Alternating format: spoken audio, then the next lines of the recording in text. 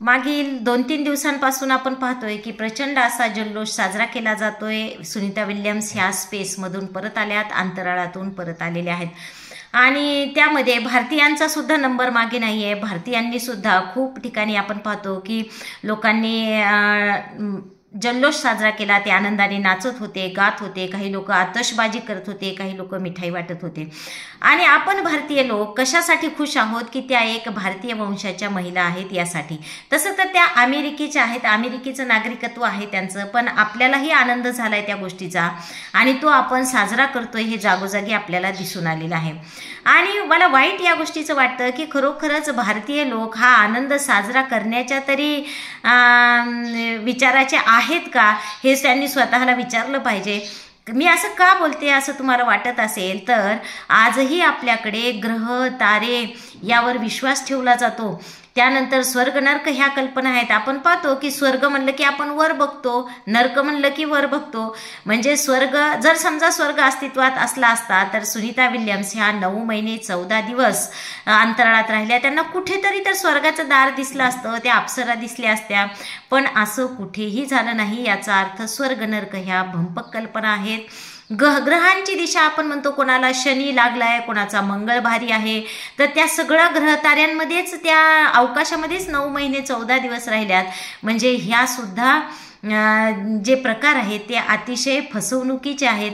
कारण आपण पाहतो की जे ग्रह तारे आपल्यापासून हजारो किलोमीटर दूर आहेत त्या ग्रह ताऱ्याची दिशा आपल्याला अक्षरशः फक्त 500 रुपये दिले तर बदलून मिळतात।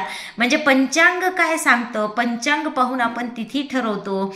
मग ह्या सगळ्या गोष्टी खरोखरच भारतीयांना ह्या गोष्टींचा थोडा तर विचार करायला पाहिजे की त्या सुनीता विल्यम्स ज्या अंतराळामध्ये 9 महिने 14 दिवस राहिल्या, त्या केवळ आणि केवळ सायन्स, टेक्नॉलॉजी आणि त्यांचे सायंटिस्ट, नासा हे इन्स्टिट्यूट नक्कीच आपल्याला परत आणण्यासाठी प्रयत्न करेल आणि त्यांचे प्रयत्न यशस्वी होतील हा कुठेतरी त्यांना खंबीर असा विश्वास होता, म्हणूनच त्या करू शकल्या। पण आपण पाहतो आणि तशाही परिस्थितींनी स्वतःला सुद्धा जिवंत ठेवलं, ते केवळ आणि केवळ त्यांच्यामध्ये असलेलं धैर्य। आणि तिथेही त्या रिकाम्या बसल्या नाहीत, तर तिथेही त्यांचं रिसर्च चालू होतं की आपल्याला कसं परत जाता येईल। आणि मग त्या कुठल्या देवाधर्माच्या भरोशावर बसल्याच नाही, तिथे त्या ठिकाणी एकच गोष्ट होती, ती म्हणजे टेक्नॉलॉजी। आणि टेक्नॉलॉजीच्या साह्यानेच त्या परत येऊ शकल्या। पण आपल्याकडे मात्र अतिशय, आणि दुसरा तर एक मूर्खपणाचा कळस, एक अँकर TV वर मी बघितली की ती बोलत होती, त्यांना प्रश्न विचारला की तुम्हाला कुंभमेळा दिसला का वरून।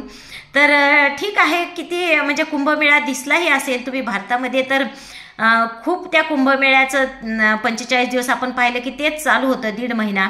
पण त्यांना जर विचारलं असेल आणि खरोखरच त्यांनी जर सॅटेलाइटच्या माध्यमातून तो कुंभमेळा पाहिला असेल तर त्यांना काय वाटलं असेल।